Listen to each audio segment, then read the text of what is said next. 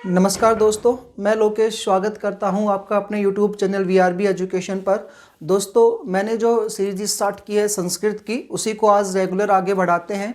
ये जो टॉपिक्स मैं करवा रहा हूं आपको, मैंने पहले ही बताया था आपको पीछे वाली वीडियो में कि ये स्पेशल DSSB के लिए राजस्थान में जो संस्कृत शिक्षा विभाग के लिए जो वैकेंसीज आई हुई है संस्कृत की, उसके लिए है। इसके अलावा जो भी वैकेंसीज जहाँ भी पेपर्स में क्वेश्चन आते हैं संस्कृत से रिलेटेड, उन सब के लिए इंपॉर्टेंट है दोस्तों। तो स्टार्ट करने जा रहे हैं। अपन ने पीछे वाली जो वीडियो थी दोस्तों, उसमें अपना टॉपिक था संज्ञा प्रकरणम का, उसी टॉपिक को आज कंटिन्यू करते हैं दोस्तों। अपन संज्ञा प्रकरणम टॉपिक जो था ना, इससे रिलेटेड जितने क्वेश्चंस बनते हैं उसको मैंने 4 से 5 पॉइंट्स में क्लियर किया था। यदि आपने पीछे वाली वीडियो नहीं देखी है तो आप उसको जरूर देखिएगा, क्योंकि अपना बेस वहीं से स्टार्ट होगा। उसी वाली वीडियो में मैंने आपको बताया था अपने सिलेबस के बारे में, किस प्रकार सिलेबस है और किस प्रकार से उसको अपन कंटिन्यू पढ़ना है। पहला टॉपिक है दोस्तों इसमें संज्ञा प्रकरणम टॉपिक, और इस संज्ञा प्रकरण टॉपिक का जो पहला पॉइंट आता है वो हमने पढ़ा था वर्ण विचार पॉइंट। दोस्तों, इस वर्ण विचार में अपने टॉपिक देखा था कि भाषा क्या होती है, विचारों का आदान प्रदान करना भाषा कहलाता है। भाषा जो होती है इसके 3 रूप होते हैं, मौखिक रूप, लिखित रूप, सांकेतिक रूप। फिर वर्ण के ऊपर आए कि वर्ण क्या होते हैं। भाषा की सबसे छोटी इकाई ध्वनि होती है, ध्वनि की सबसे छोटी इकाई वर्ण होती है, वर्ण वह होते हैं इसके टुकड़े नहीं किए जा सकते हैं। वर्ण विचार 2 प्रकार का है, स्वर और व्यंजन। इनके संख्या 61 या 64 या 65 होती है, जो अपन संस्कृत या प्राकृत भाषा में पढ़ते हैं। तो उसको अच्छे से कंटिन्यू किया दोस्तों अपन ने, इसी से रिलेटेड वर्ण विचार को ही एक टॉपिक कंप्लीट किया। उसके बाद दूसरा पॉइंट इसमें दोस्तों अपन ने जो देखा था वो था उच्चारण स्थान। उच्चारण स्थान जो दोस्तों इसमें अपन ने पढ़े थे, उसी उच्चारण स्थान को कंटिन्यू करते हैं। इससे रिलेटेड अपन ने पढ़े थे कि 8 उच्चारण स्थान होते हैं, और इन 8 उच्चारण स्थानों के जो भी अपन ने बताया था कि अकु विसर्जनम कंठ है, कंठ का उच्चारण स्थान, इच्चुशयनम तालु, तालु का, ऋतुरशनम मूर्धा, ये जो भी बातें थी मैंने पीछे वाली वीडियो में कवर कर ली थी। इसी उच्चारण स्थान वाले पॉइंट को रिलेटेड दोस्तों आज मैं जो बताने जा रहा हूँ आपको है सारणी। यदि आपने पीछे वाली वीडियो देखी है तो उसी का कंटिन्यू है इस वीडियो में। उच्चारण स्थान से संबंधित दोस्तों एक सारणी बना रहा हूं मैं आपके सामने, और ये जो सारणी जो होगी ना, इस सारणी में आपको वही पॉइंट मिलेंगे जो उच्चारण स्थान में आपने पहले देखे हैं। तो उच्चारण स्थानों की संख्या कितनी होती है? 8।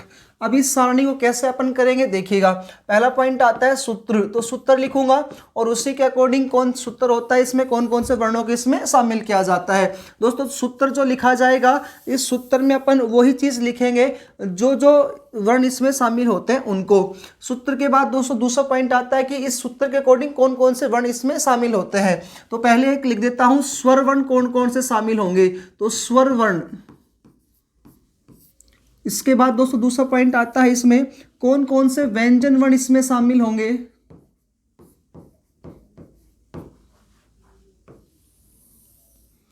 उसके बाद दोस्तों अगला पॉइंट आता है कौन सा वर्ग इसमें शामिल होगा, और वर्ग आपको मैंने बताया था वर्णों का समूह क्या कहलाता है, वर्ग कहलाता है। दोस्तों पहला पॉइंट इसमें आता है सूत्र में, अकुह विसर्जनीय नाम कंठ है। अकुह विसर्जनीय नाम कंठ है।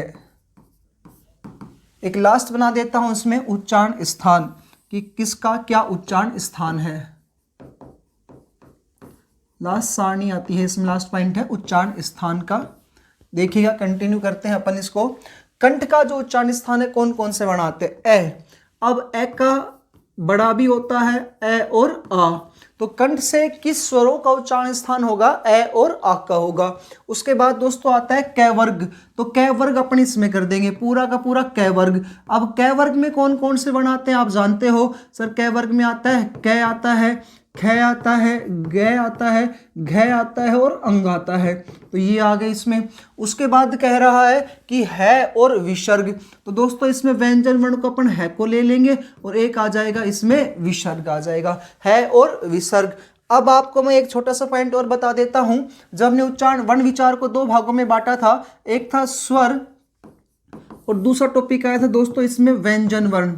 एक बार मैं इनका नाम लिखता हूं ताकि आपको क्विक रिवीजन हो जाए उस चैप्टर का, ताकि इस सारणी में आपको दिक्कत ना आए। स्वर को अपन ने 2 भागों में बांटा दोस्तों, एक ह्रस्व स्वर है, दूसरा आता है दीर्घ स्वर, और वैसे एक और आएगा जिसका नाम आएगा प्लुत स्वर। देखिएगा किस प्रकार से पॉइंट है। ह्रस्व स्वर जो है ना भाई, ये ह्रस्व स्वर क्या कहता है? ह्रस्व स्वर कहता है कि ये इसमें कितने वर्ण आते हैं? 5। इसमें दीर्घ स्वर में आते हैं 8 और प्लुत में आते हैं 9।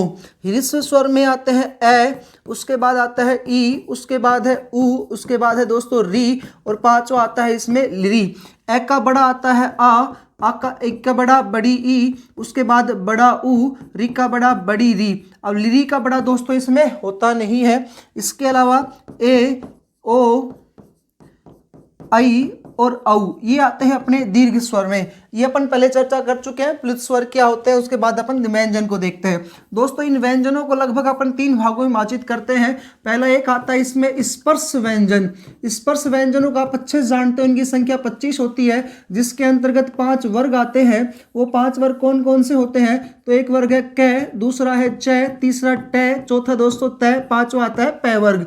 क में जो वर्ण आते हैं तो क, ख, घ, ग, अंग। उसके बाद आता है च में च, छ, ज, झ, अय, ट, ठ, ड, ढ, ण, त, थ, द, ध, न, प, फ, ब, भ, म। तो ये है 25 स्पर्श वर्ण। दूसरा दोस्तों इसमें अपन करते हैं अंतस्थ वर्णों को। अंतस्थ वर्ण आप जानते हो कौन कौन से होते हैं? अंतस्थ व्यंजन वर्ण जिनकी संख्या 4 होती है वो है य, व, र, ल। य, व, र, ल, ये अंतस्थ वर्ण होते हैं। और तीसरा दोस्तों इसमें पॉइंट आता है उष्म व्यंजन वर्णों का। उष्म व्यंजन वर्ण, ये जो उष्म व्यंजन वर्ण होते हैं इसमें आते हैं स, श, स और है, ये आते हैं जी इसमें उष्म व्यंजन वर्ण। इसके अलावा मैंने आपको बताया था एक होता है अनुस्वार, अचः परौ अनुस्वारो विसर्गो भवते। अच के बाद अनुस्वार और विसर्ग होता है, और एक दोस्तों होता है विसर्ग।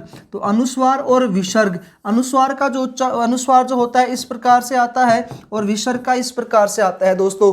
तो ये पॉइंट हुआ आपका इसका, ये मैंने पीछे वाली वीडियो में अच्छे से बताया था। अब इसको सारणी में मैं कैसे लेकर चलूंगा और क्यों बताया उस रिलेटेड आपसे क्वेश्चन पूछा जाएगा। देखिएगा ए आ स्वर इसमें आ चुके हैं, ए आ स्वर किस में आ चुके हैं? ये ए आ चुका, और इसका कौन सा आ चुका है? आ भी इसमें आ गया। किस में आ गया? स्वर वर्ण में। उसके बाद कह रहा है और विसर्ग, है और विसर्ग। तो दोस्तों ये है रहा, ये आपका है और ये कौन सा है? विसर्ग। इसका उच्चारण स्थान भी क्या आ जाएगा? कंठ ही आएगा। तो इसका उच्चारण स्थान क्या आ गया? कंठ। पूरे क वर्ग का आ जाएगा कंठ उच्चारण स्थान। तो उच्चारण स्थान में अपन डैश ला के लिख देंगे। इन सब का उच्चारण स्थान क्या होता है भाई? कंठ होता है। दूसरा आता है दोस्तों इचुशानानाम तालु। इचुशानानाम तालु, इसमें ये देखो ई और ई, तो दोस्तों यहां पर क्या आ जाएगा? ई और ई स्वर आ गए। उसके बाद पूरा का पूरा च वर्ग, तो च वर्ग लिख दिया, जिसमें कौन कौन से वर्ण आते हैं? तो आप जानते हो च, छ, ज, झ और अय वर्ण आते हैं। ठीक है भाई। उसके बाद नेक्स्ट पॉइंट अपन देखते हैं इसमें य और स। तो व्यंजन वर्ण में कौन से आ गया? य और स। इन सब का उच्चारण स्थान तालु, या अपन इसको बोल सकते हैं तालव्य होता है। तालु या क्या होता है भाई? तालव्य होता है। देखिएगा ये ए आ, ये ए आ कंठ में चले गए, ये ई और ई किस में जाएंगे? तालु में गई। इधर से अपन ने लिया है अंतस्थ का तो ये, और उष्म का स किस में जा रहा है? ये अंतस्थ का ये और स। तो अंतस्थ का ये और स किस में जा रहा है दोस्तों? व्यंजन वर्ण में जा रहा है। ठीक है, तालु के व्यंजन वर्ण में। कंटिन्यू है ये, आपको याद करिएगा। सूत्र याद नहीं होते तो आप उससे भी देख सकते हैं। तीसरा पॉइंट आता है दोस्तों इसमें ऋतु रसाणाम मूर्धा। ऋतु रसाणाम मूर्धा, इसमें री। अब री का छोटा भी होता है और बड़ा भी होता है, तो री। उसके बाद ट वर्ग आ गया, तो ट वर्ग को इसमें शामिल कर दिया। अब ट में कौन कौन से वर्ण आते हैं? ट है, ठ है, ड है, ढ है और एक आता है अण, तो अण खाली इसमें आ गया। उसके बाद कह रहा है दोस्तों र और स। र और स किस में आ जाएंगे? आपके इसमें, और इसका उच्चारण स्थान क्या होता है? मूर्धा या मूर्धन्य। मूर्धन्य। देखो यहां पर तो अपन ने ये और स को लिया, इस ये और स को किस में लिया? तालु में। अब आ रहा है ये वाला ये, तो ये किस में आ जाएगा आपका? र और स। ये रह रहा और ये वाला स, ये किस में जाएगा दोस्तों? ये अब की बार किस में जाएगा, अंतस्थ वाला रे और उष्म वाला स, ये किस में जाएगा आपका। तो आप बता सकते हो कि सर ये मूर्धा में आएगा, तो ये मूर्धा का आ गया। सूत्र से याद करो और कंटिन्यूटी याद करोगे तो उनसे भी हो जाएगा आपका पॉइंट। चौथा पॉइंट आता है दोस्तों उपपधमानीय औष्ठव। उपपधमानीय औष्ठव दोस्तों, यहां इसको मैं संधि तोड़ के लिखूं तो एक शब्द है उप, उ है, फिर पै वर्ग है, फिर इसमें आता है उपु, तो उपु प्लस उपधमानीय। उपधमानीय, ये उ और ये उ इन दोनों मिलकर के बड़े हो गए, तो यहाँ पे उपधमानीय बना है। तो उपधमानीय उपपधमानीय औष्ठव किस किस का कह रहा है, उ का, छोटे उ का, बड़े उ का। फिर कौन सा वर्ग कह रहा है ये भाई, पै वर्ग। तो पै वर्ग में कौन कौन से वर्ण आते हैं, तो आपको पता ही है, पै आता है, फै आता है, बै है, फिर भै है और फिर आता है मै वर्ग। अब इसमें बच गया उपधमानीय। उपधमानीय, यहां ध्यान देने योग्य बात क्या है कि व्यंजन वर्ण का वह जो इसमें आएगा, तो उ आ गया, पै वर्ग उसमें आ चुका, अब आता है उपधमानीय। अब उपधमानीय क्या होते हैं, ये पै और फै से पहले आधा जो विसर्ग होता है आपका किस में जाता है, उपधमानीय में जाता है। पांचवा पॉइंट, पांचवा है भाई इसमें एक है लितु लशानाम दंता। लितु लसानाम दंता, इसमें सिर्फ स्वर में बात करें तो लिरी, ये लिरी रहा। तय वर्ग, तो यहाँ पे तय वर्ग आ गया। अब इसमें व्यंजन वर्ण कौन से बच गए, ले और से, ले और से इसमें बच गया, तो इनका उच्चारण स्थान होता है दंत, ऐसे को अपन बोलते हैं दंतव्य। इसका था ओष्ठ, इसका कंठव्य, इस प्रकार से। तो भाई ये 5 तो उच्चारण स्थान अपन सारणी के तहत आराम से याद कर सकते हैं। आप पीछे देख सकते हो, ये जो ये था, ये जो श था, ये भी आ चुका, वह इसमें अभी नहीं आया है। रे आ गया, से आ गया, ये ले भी आ गया और ये से भी आ गया, है आ चुका है कंठ में, ये विसर्ग वाला भी कंठ में आ चुका है। अब क्या बच गया अपने पास, वह, इधर क्या बच चुका है, अनुस्वार, इधर क्या बच गया भाई, वह, उधर बच गया अनुस्वार, और इधर ये 4 और बच चुके हैं स्वर। तो स्वर वर्ण वाले कौन कौन से बच गए, तो इसको मैं अन्य उच्चारण स्थान में डाल के लिख देता हूं, ए दईतो कंठ तालु, एत प्लस ऐ, ये कंठ तालु, ए और ऐ के उच्चारण स्थान कौन कौन से होते हैं, तो आप कह दोगे सर इसमें सारे सारे स्वर आते हैं, कौन कौन से आएंगे, ए प्लस ऐ, इन दोनों का उच्चारण स्थान, सिर्फ इसमें स्वर स्वर आएंगे और इन दोनों का उच्चारण स्थान क्या आ जाएगा, कंठ और तालु, दोनों का कंठ, एक का भी कंठ तालु, ऐ का भी कंठ और तालु। उसके बाद है दोस्तों ओ दौतो कंठोष्ठ, ओ दौतो कंठोष्ठ, तो ओ और औ इसका उच्चारण स्थान, ओ प्लस औ इसका उच्चारण स्थान क्या आ जाएगा, कंठ आ जाएगा, कंठ भी और ओष्ठ भी, तो कंठ प्लस ओष्ठ आ जाता है ओ दौता का, ओ और औ का उच्चारण स्थान। उसके बाद दोस्तों अगला स्लाइड लेते हैं अपन, 8वां आता है, इसमें स्वर के हो चुके हैं, अब बात करते हैं व्यंजन की। तो एक आता है वकारस्य दंतोष्ठम, वकारस्य दंतोष्ठम, वह वर्ण का उच्चारण स्थान क्या होगा, दंत और ओष्ठ होगा। वही स्वर की बात करते हैं तो स्वर कोई भी नहीं है, सूत्र का नाम आता है ये वकारस्य दंतोष्ठम। व्यंजन की यदि दोस्तों अपन बात करते हैं तो वह एक व्यंजन वर्ण है, और इसमें किसमें वह व्यंजन वर्ण जो है ये आएगा, वर्ग की बात करेंगे तो कोई वर्ग नहीं आएगा यहाँ पर, और इसके उच्चारण स्थान की बात करते हैं तो इस वह के दो उच्चारण स्थान होते हैं, एक का नाम आता है दंत और एक का नाम है दोस्तों ओष्ठ।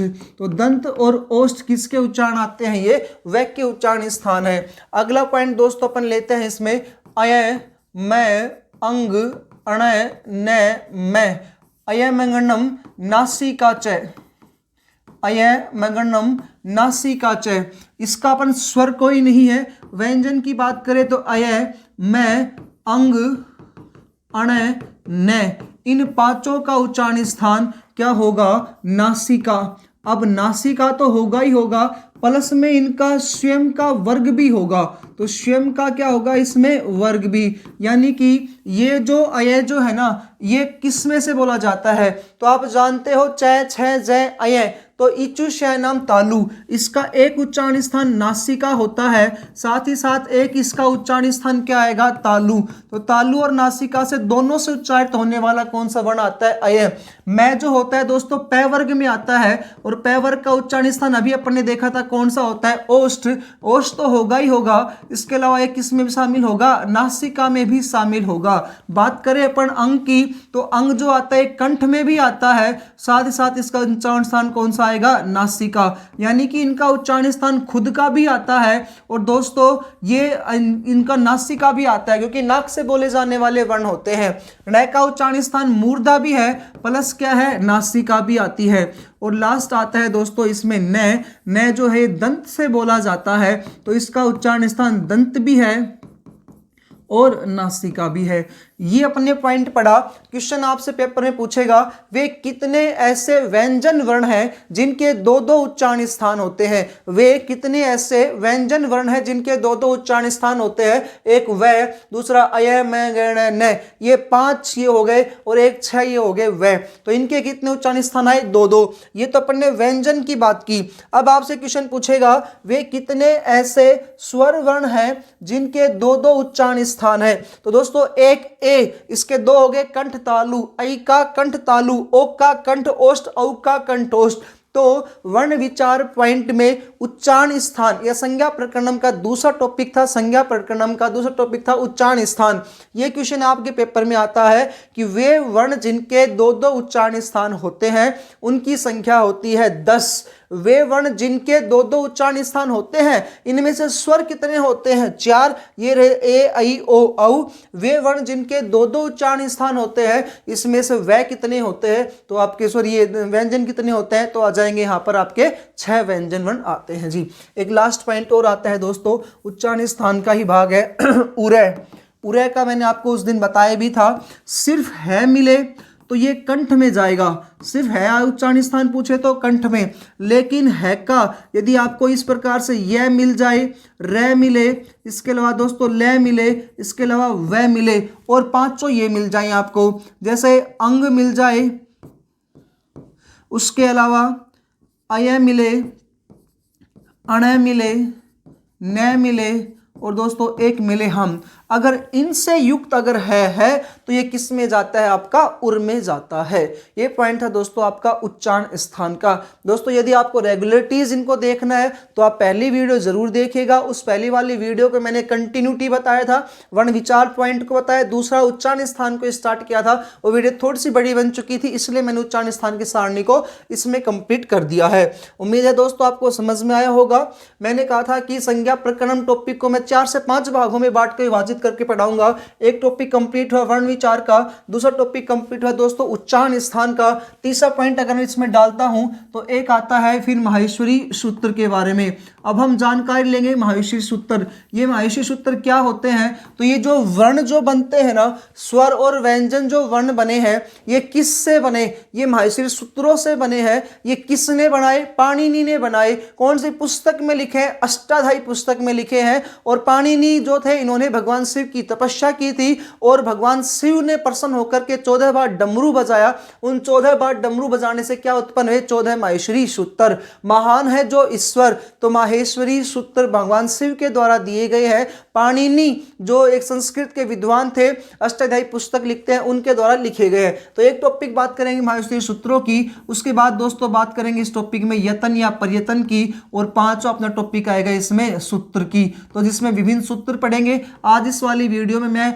माहेश्वरी सूत्र और पर्यतन को कंप्लीट करूंगा और आगे वाली जो वीडियो आएगी उसमें अपन कंप्लीट करेंगे सूत्र की। जो भी तैयारी कर रहे हैं और जिस जिस पेपर में संस्कृत आती है, चाहे वो एसटेट हो, चाहे रीट हो, चाहे आरटेट हो, चाहे कोई भी सीटेट हो, या डीएसएसबी ट्रिपल एसबी की जो वैकेंसी है टीजीटी संस्कृत की, उसमें जो व्याकरण आएगी वो भी इसी में से आएगी। संस्कृत शिक्षा विभाग की जो 631 पोस्ट के ऊपर राजस्थान में जो नौकरी आई हुई है, संस्कृत शिक्षा विभाग की राजस्थान में 631 पोस्ट पर जो वैकेंसी आई हुई है उसका ये समझ लो, ये जो पहला टॉपिक है ना उसमें से 10 क्वेश्चंस पूछे जाएंगे। राजस्थान में 10 क्वेश्चंस आते हैं हर एक टॉपिक में से। तो पहला वन विचार का जो टॉपिक है ना दोस्तों, उसमें से 10 क्वेश्चन पूछे जाएंगे। ये नहीं कह सकता कौन सा क्वेश्चन आएगा, लेकिन ये जरूर कहूंगा कि वन विचार का जो टॉपिक आएगा अपने इस स्लाइड में से आएगा, इस सिलेबस में से आएगा। एक भी क्वेश्चन आपका बाहर नहीं मिलेगा। इतना विश्वास आप मेरे पे रखते हुए कंटिन्यूस अपने वीडियोस को देखिएगा, इस वीडियो को देखिएगा और साथ साथ नोट्स को प्रिपेयर करिएगा। जो दोस्त नोट्स नहीं बना पा रहे हैं या उनको लगता है कि टाइम थोड़ा है या वो पहले तैयारी कर चुके हैं, उन लोगों से मैं यह रिक्वेस्ट करूंगा कि दोस्तों इसके अलावा हम जो है पीडीएफ आपको और उपलब्ध करवाई जाएगी। वो पीडीएफ मेरे द्वारा हस्तलिखित है, हाथ से मैंने उनको लिखा है और खूब अच्छे तरीके से नोट्स के रूप में उनको बनाने की कोशिश की गई है।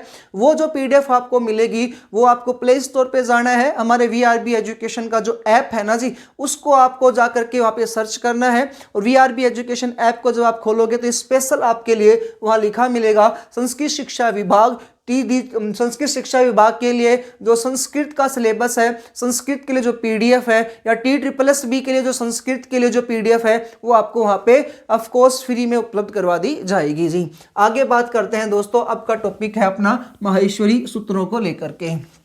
और साथ साथ दोस्तों आपसे ये और कहना चाहूँगा, यदि आपको वीडियोज़ अच्छी लगती है तो लाइक करें, अपने दोस्तों के साथ शेयर करें। मैंने आपके साथ एक वादा किया है, पूरा का पूरा संस्कृत का सिलेबस आपके सामने मैं अच्छे से अच्छे करवाऊंगा, खूब वीडियो से वीडियोज़ दूंगा, फ्री यूट्यूब पे पढ़ाऊंगा। बस आपका साथ चाहिए, आप इस सब लाइक पर लाइक करें, दोस्तों के साथ शेयर करें। जो भी दोस्त इनको नया रूप से देखना चाहते हैं वो जरूर हमसे जुड़े तो दोस्तों चैनल को सब्सक्राइब करें। और ऐसा नहीं होता है कि आपको सब्सक्राइब करते हो तो आपको कोई पैसे कटते हैं, ऐसा कुछ नहीं है। सब्सक्राइबेशन से आपको बस ये फायदा होगा कि जैसे आप सब्सक्राइब करोगे, बेल आइकन की घंटी को जैसे आप प्रेस करोगे तो उस पर ऑल लिखा हुआ होता है, उस ऑल का जैसे आप दबाओगे तो जितनी भी वीडियोज़ हमारे द्वारा या यूट्यूब चैनल वीआरबी एजुकेशन के द्वारा जितनी भी वीडियोज़ आती है उसका नोटिफिकेशन आप तक आता रहेगा और आपको ये पता चल जाएगा कि ये वाली वीडियो ये अब आ गई, ये वाली ये आ गई, ये वाली अब आ गई, और कंटिन्यूटी आपको प्लेलिस्ट में ये वीडियो मिलेंगी। इसके बाद दोस्तों एक रिक्वेस्ट और करूंगा कि जो भी संस्कृत शिक्षा विभाग की तैयारी कर रहे हैं जो दोस्त,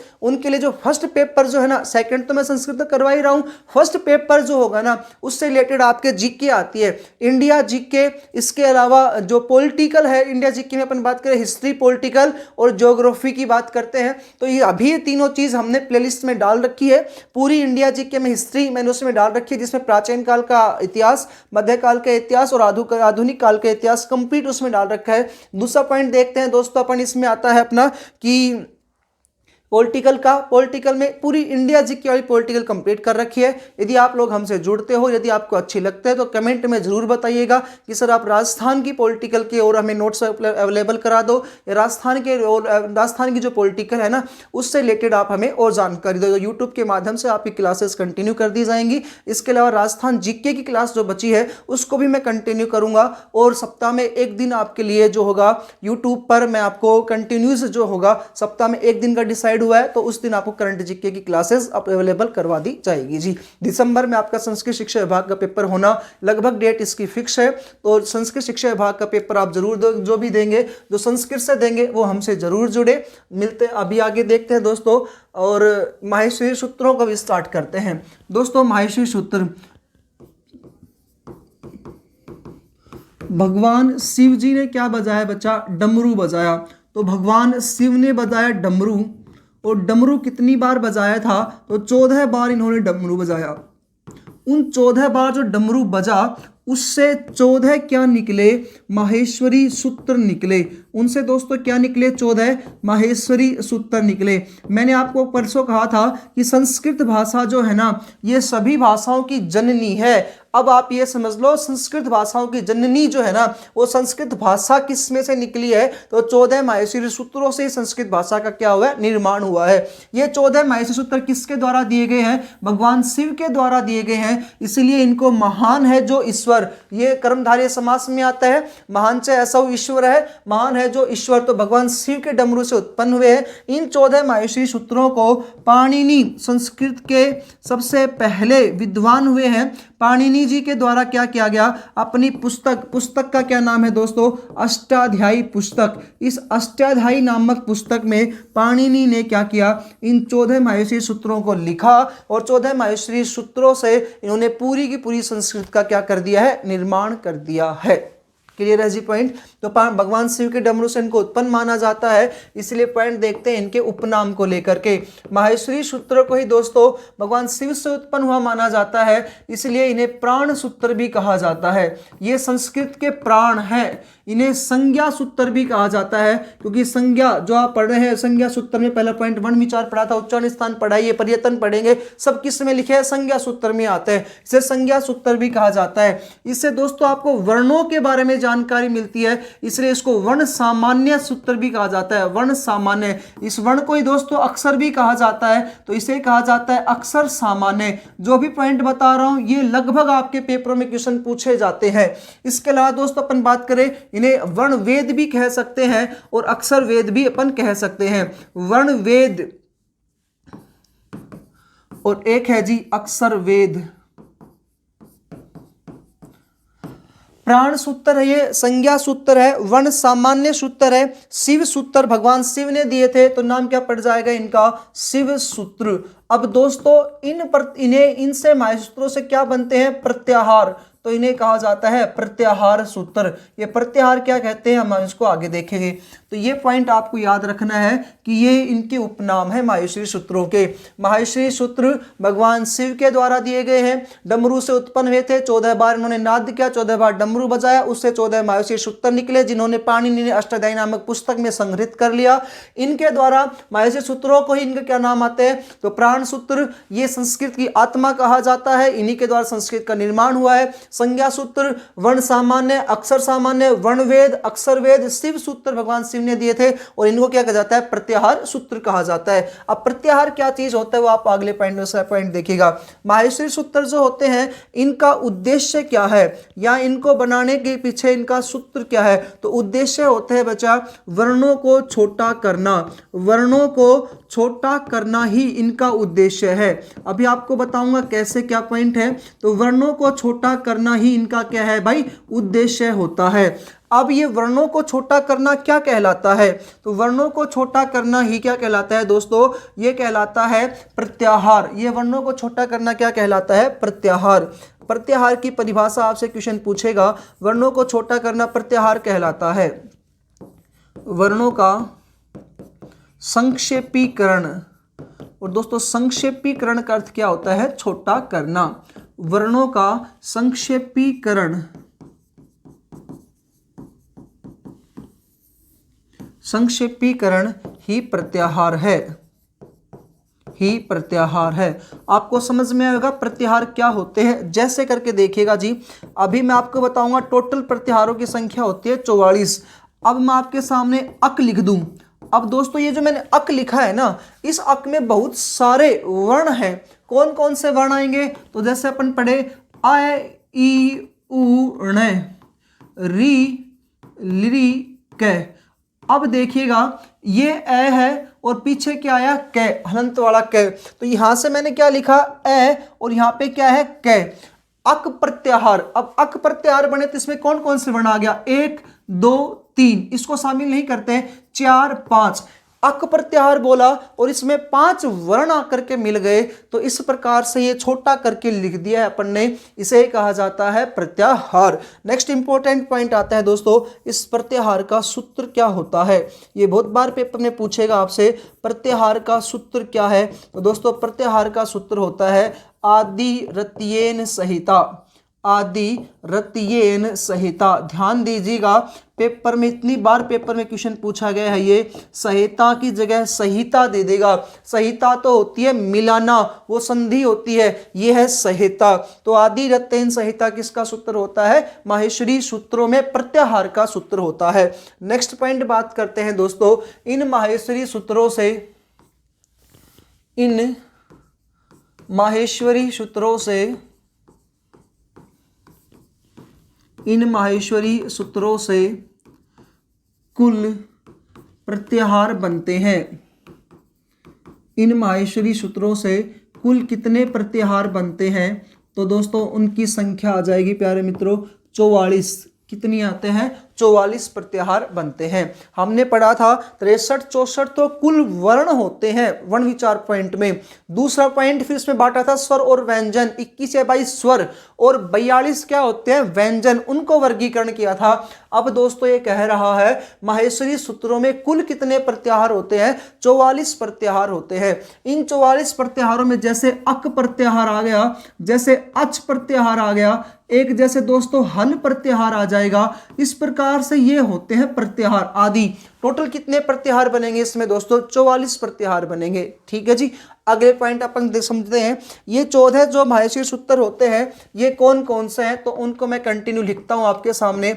अब दोस्तों ये जो कंटिन्यूटी जो है ना, ये आपको याद करनी पड़ेगी। ये कंटिन्यूटी इसलिए याद करनी पड़ेगी क्योंकि ये वर्णों को मिलाना, जब संधि पढ़ाऊंगा ना तो उसमें कंटिन्यू आएगा आपको पॉइंट। भाई देखिएगा, पहला जो माहेश्वरी सूत्र होता है वो कौन सा होता है? ए ई उ अण। अब लास्ट वाला जो वर्ण होता है इसमें क्या करना पड़ता है? आधा। आधे को अपन बोलते हैं हलंत, करना अनिवार्य लास्ट वाले वर्ण को। अगर हलंत नहीं करेंगे ना तो हमारे सामने सबसे बड़ी दिक्कत ये आ जाएगी, फिर हम उनको कर नहीं पाएंगे। अण पहले तक लू, दूसरे तक लू, या अण फिर से आएगा तो उसमें कहाँ तक करेंगे। इस वजह से पहला दोस्तों कौन सा आता है? ए ई उ ण। दूसरा है री लिरी कै। तीसरा है ए औच, सॉरी ए ओंग, ए ओंग। चौथा है दोस्तों आई औच, आई औच। दोस्तों ये चार जो मैंने यहां तक लिखे हैं ना, इसमें आते हैं सारे के सारे अच, यानी कि सारे के सारे स्वर वर्ण आते हैं। और दोस्तों इन्हीं से कौन सी संधि बनती है?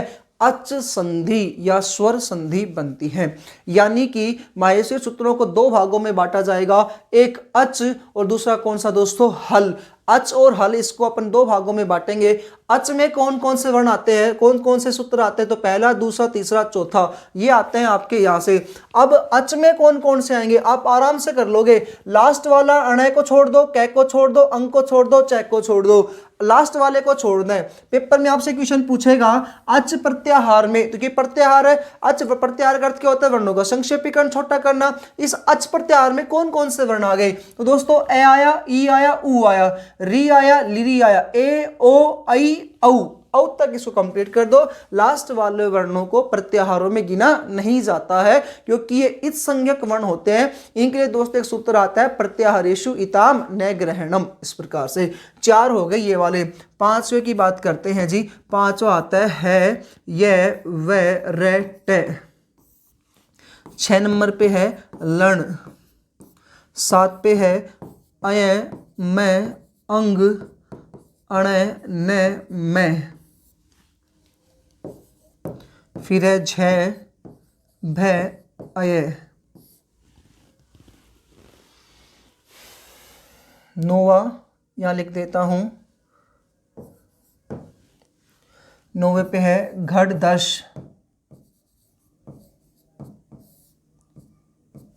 10वें पे है दोस्तों जब गढ़ दश।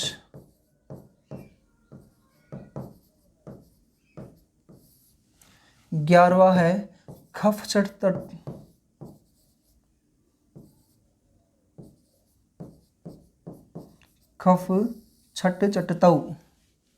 12वां है कै पे ये। 13वां है से श से रे। और लास्ट आता है दोस्तों इसमें हल। देखो जी, ये वाले 5 से लेकर के 14 तक क्या होते हैं? ये सारे के सारे व्यंजन वर्ण होते हैं, यानी कि ये हल प्रत्याहार में गिने जाएंगे। किस में गिने जाएंगे भाई? ये सारे के सारे हल प्रत्याहार में गिने जाएंगे। और दोस्तों हल वर्णों में कौन सी संधि होती है? व्यंजन संधि होती है। तो ये सारे कौन से वर्ण आते हैं? आपके व्यंजन वर्ण आते हैं। ध्यान से देखिएगा, मैंने आपको वर्ण विचार टॉपिक पूरा करवाया। उस टॉपिक में हर जगह मैंने आपको ये क्रम लिखवाया अय मैंगणनम। मैंने आपको स रे फिर रे लिखा, उसके बाद दोस्तों हल लिखा है।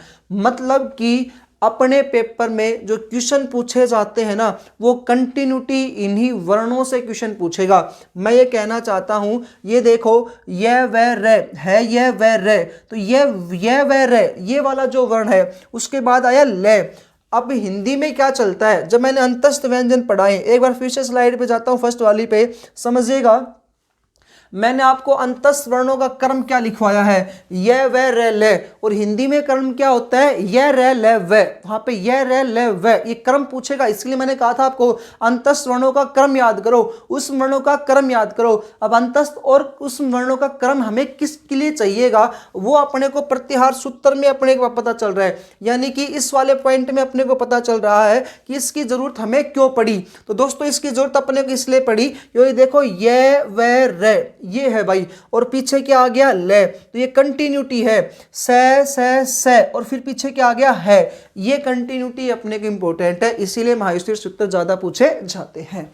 क्लियर है पॉइंट यहां तक। तो यदि दोस्तों आपको अच्छा लग रहा है तो कमेंट में यस करके जरूर बताया करो। जो भी आपकी समस्याएं है ना, जल्दी बोलता हूं, तेज बोल रहा हूं, या क्लियर नहीं दिख रहा है, जितने भी कमेंट्स में आप जरूर बताया करो। यदि वीडियोज अच्छी लगती है लाइक जरूर करो दोस्तों, ताकि हम मोटिवेट प्राप्त कर सके। 14 महायुष्टिर सूत्र बने, कितने प्रत्याहार बनेंगे, 44 प्रत्याहार बनेंगे। 1 से लेकर के 4 तक कौन से वर्ण आते हैं, इसमें स्वर वर्ण आते हैं। 5 से लेकर 14 तक कौन से वर्ण आते हैं, इसमें हल या व्यंजन वर्ण आते हैं जी। ठीक है, नेक्स्ट पॉइंट देखते हैं दोस्तों अपनी अगली स्लाइड पे अपन।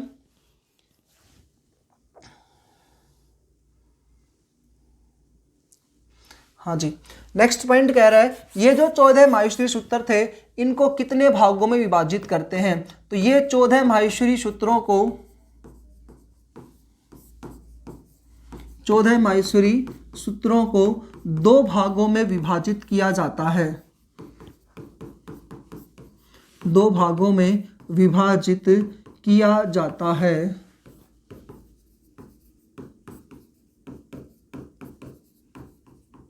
दो भागों में विभाजित किया जाता है। पहला है अच, जिसके अंतर्गत सारे के सारे स्वर वर्ण आए। कौन कौन से सूत्रों में आए, तो 1 से लेकर के 4 सूत्रों में आए जी, देखा था भी आपने ऊपर। दूसरा पॉइंट आता है इसमें हल। हल में सारे के सारे कैसे वर्ण आए, व्यंजन वर्ण आए। ये जो व्यंजन वर्ण आए, इसमें आए 5 से लेकर के 14 सूत्रों में क्या आ गए, आपके व्यंजन या हल वर्ण आ गए भाई। ठीक है जी, 2 भागों में बांट दिया, एक अच और दूसरा कौन सा आता है, इसमें हल आता है।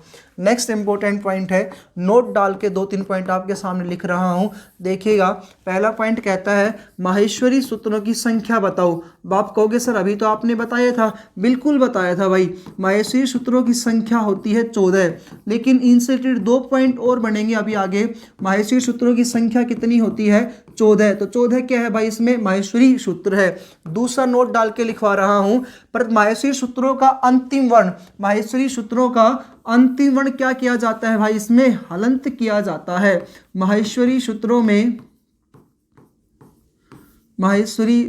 में प्रत्याहार बनाने के लिए, क्या बनाने के लिए, प्रत्याहार बनाने के उद्देश्य से, प्रत्याहार बनाने के लिए अंतिम वर्ण को हलंत किया जाता है, हलंत किया जाता है। लेकिन प्रत्याहारेषु इताम न ग्रहणम, अच्छा हलंत किया जाता है। एक पॉइंट और छूट गया यहाँ पे, जिन्हें इत संज्ञक वर्ण कहते हैं। इन हलंत वर्णों को क्या कहा जाता है, इत संज्ञक वर्ण। इन हलंत वर्णों को इत संज्ञक वर्ण कहते हैं, इत संज्ञक वर्ण कहते हैं, तथा इन्हें प्रत्याहारेषु इताम न ग्रहणम, प्रत्याहारेषु इताम न ग्रहणम, इस सूत्र से इस सूत्र से प्रत्याहार में नहीं गिना जाता।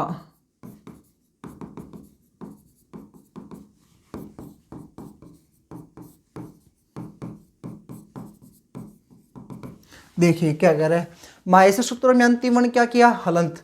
ये अच है, हलंत कर दिया, ये हल है, हलंत कर दिया, सब में हलंत किया था। कह रहा है कि हलंत कर दिया, उसके बाद इस हलंत वर्ण को क्या नाम दिया गया, इच संज्ञक वर्ण भाई, ठीक है। इन क्या कहा जाता है, इच संज्ञक वर्ण।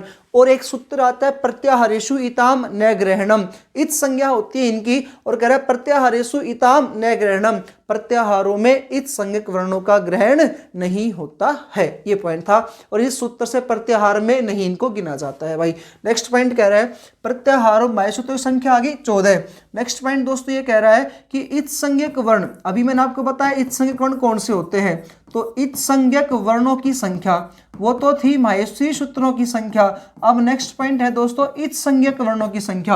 आप कह दो सर 14 तो माहेश्वरी सूत्र थे और सब में 14वां अंतिम वर्ण हलंत आया है, लेकिन भाई यहां पर ध्यान दीजिएगा, माहेश्वरी सूत्रों की संख्या 14 होती है, लेकिन इच संज्ञक वर्णों की संख्या कितनी होती है, 15 होती है। अब ये रीजन क्यों आ गया वो आपको थोड़ा सा यहाँ बता देता हूँ दोस्तों। एक छठा सूत्र है, इसका नाम था लण। ये लण सूत्र जो होता है ना, इस लण सूत्र में जो लय है ना, इस लय में से निकलता है ए, और दोस्तों इस ए की सहायता से लय प्रत्याहार, लय एक रे प्रत्याहार बनता है। कौन सा प्रत्याहार बनता है, ए रे प्रत्याहार। दोबारा से समझिएगा, 15 इसलिए हुए क्योंकि माहेश्वरी सूत्रों में, मैं नोट डाल के लिख देता हूँ, ये पॉइंट भी इसके नीचे नोट है, माहेश्वरी सूत्रों में,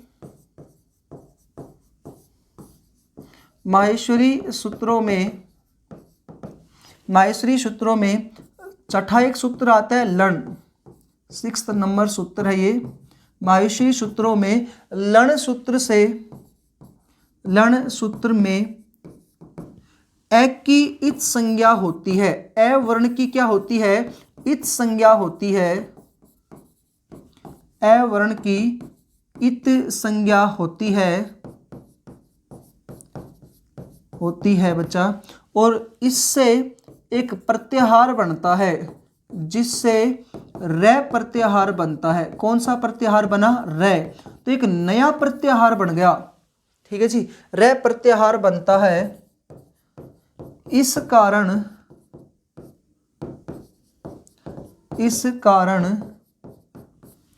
तो एक और प्रत्याहार बन गया। इसके अलावा दोस्तों अब प्रत्याहार बना तो यहां पर एक और इच संज्ञक वर्ण बढ़ गया। इस कारण माहेश्वरी सूत्रों में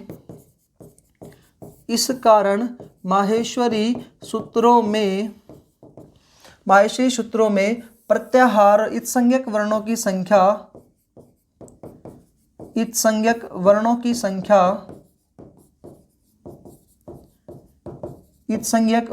संख्या कितनी होती है, 15 होती है। उम्मीद है दोस्तों ये पॉइंट आपको समझ में आया होगा कि प्रत्याहार तो होते हैं 14, इच संज्ञक वर्ण कितने होते हैं, 15। उसका पॉइंट क्या बता दिया कि रे प्रत्याहार बना, लण सूत्र में ए की इच संज्ञा हुई और एस से क्या बना, रे प्रत्याहार बना। और रे प्रत्याहार बना तो इसमें 2 वर्ण आते हैं। रे प्रत्याहार में दोस्तों 2 वर्ण आते हैं। रे प्रत्याहार में ये भी पूछा गया है, रे प्रत्याहार में 2 वर्ण आते हैं, 2 वर्ण आते हैं। एक है दोस्तों रे और एक आता है ले। तो इसमें 2 वर्ण आते हैं, रे और ले। एक पॉइंट और समझिएगा, और दोस्तों इनसे एक सूत्र बनता है, उसका नाम आता है उर्ण रप्रह सूत्र बनता है। ये जब मैं आपको गुण संधि पढ़ाऊंगा तो उसमें भी आएगा उर्ण रपर सूत्र के बारे में। तो इससे कौन सा सूत्र बनेगा, उर्ण रप्रह सूत्र भी बनेगा, ठीक है जी। इस प्रकार से थोड़ा सा डीपली जाऊंगा, एक एक क्वेश्चन आपके सोल्व हो जाएंगे। 14 माहेश्वरी सूत्र होते हैं, 2 भागों में विभाजित किया, स्वर वर्ण, अचवर्ण, व्यंजन वर्ण, हल वर्ण। 1 से 4 में स्वर, 5 से 14 में क्या आ गए, व्यंजन वर्ण। माहेश्वरी सूत्रों का अंतिम वर्ण हलंत किया जाता है, इच संज्ञक वर्ण कहलाता है। इच संज्ञक वर्णों को प्रत्याहारेषु इताम न ग्रहणम, इस सूत्र से ग्रहण नहीं किया जाता है। संख्या इनकी 15 आ गई। 15वां कैसे बढ़ा, लण सूत्र में ए की सहायता से रे प्रत्याहार बना। रे प्रत्याहार में कितने वर्ण आए, 2, रे और ले। इससे नया सूत्र बन गया उर्ण रप्रह सूत्र बना। उसके बाद रे प्रत्याहार से जो कह रहा है कि इसलिए इस कारण से इनकी संख्या कितनी हो जाती है, 15 हो जाती है। एक पॉइंट और डाल लेते हैं कि माहेश्वरी सूत्र जो होते हैं इनमें प्रत्याहारों की संख्या कितनी होती है, 44, मैंने आपको बताई दी है भाई, ठीक है। तो प्रत्याहारों की संख्या कितनी होती है दोस्तों, इसमें 44 होते हैं प्रत्याहारों की संख्या। अगला पॉइंट दोस्तों इसमें अपन लेंगे तो वो अगला पॉइंट आता है ये था आपका माहेश्वरी सूत्र का। एक इंपॉर्टेंट नोट डाल के और बता देता हूं, वे अयोग्यवाह वर्ण और होते हैं इसमें, अयोग्यवाह वर्ण, ये क्या होते हैं जी अयोग्यवाह वर्ण, ये और समझिएगा। अयोग्यवाह वर्ण उन्हें कहते हैं कौन से, कि वे वर्ण जिनका प्रयोग तो मिलता है, जिनका प्रयोग तो मिलता है लेकिन उनका माहेश्वरी सूत्रों में उल्लेख नहीं मिलता, लेकिन उनका माहेश्वरी सूत्रों में उल्लेख नहीं मिलता है, उसे क्या से वर्ण कहते हैं, उन्हें कहते हैं भाई अयोग्यवाह वर्ण। उल्लेख नहीं मिलता है उन्हें कहा जाता है जी अयोग्यवाह वर्ण। ये इनकी संख्या होती है 4। अयोग्यवाह वर्णों की संख्या कितनी है दोस्तों, 4। ये 4 कौन कौन से हैं वो देखिएगा। एक तो दोस्तों इसमें आता है अनुस्वार, अयोग्य वर्ण में एक आता है अनुस्वार, बहुत बार इंपॉर्टेंट क्वेश्चन पूछा गया है अयोग्यवाह का। दूसरा आता है दोस्तों इसमें विसर्ग, विसर्ग के बारे में आप जानते हो क्या होते हैं, इस प्रकार से। एक दोस्तों इसमें आता है जिह्विया मूल्यम, जिह्विया मूल्यम, इसका प्रयोग तो मिलता है आधा कै और ख से, आधे कै और आपने पढ़ा भी था, आधा विसर्ग आएगा कै और ख से पहले, तो इनका प्रयोग तो मिलता है लेकिन इनका उल्लेख नहीं मिलता है। और चौथा दोस्तों इसमें आते हैं यम वर्ण, कौन से वर्ण आते हैं, यम वर्ण। और ये जो यम वर्ण होते हैं इसमें आते हैं कु, खु, ये गु और एक आता है दोस्तों घु, ये वाले यम वर्ण।